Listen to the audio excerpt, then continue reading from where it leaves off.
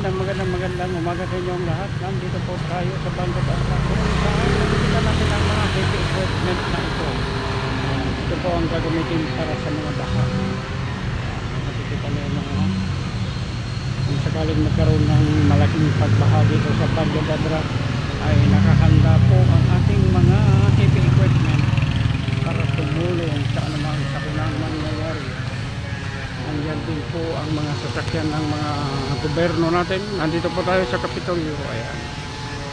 At nakaantabay po ang lahat ng mga tao dito. Hindi, upload lang. So, nakikita nyo yung mga naglalagyan mga sasakyan.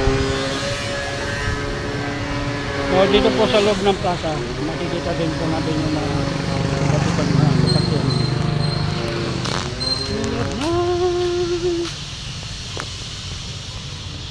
You are my superstar.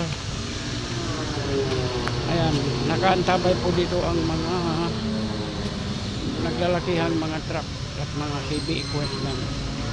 Nandyan din po ang ating mga ambulansya, ang ating mga rescuer, ang ating mga ambulance.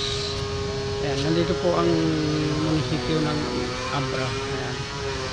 So, signal number 2 na po dito sa Abra.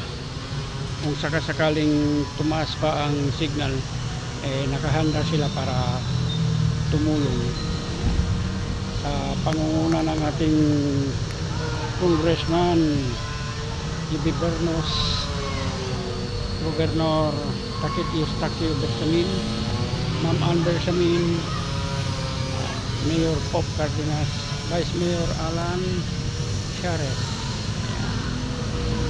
You are my superstar. So medyo mainit naman dito. Sana hindi na magtuloy-tuloy yung ulan. Yan, may mga rescue, may mga ambulansya, may mga truck na naglalakihan, may mga heavy equipment na Bakko, asawa ni Bakka. Yan. At nandun sa loob ng Kapitolyo ang mga rescuer, di ba? Ayan ang Kapitolyo ng Abra. Yan.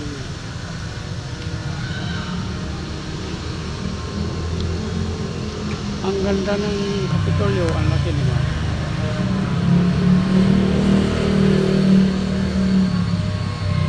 At yun ang munisipyo ng Bangka.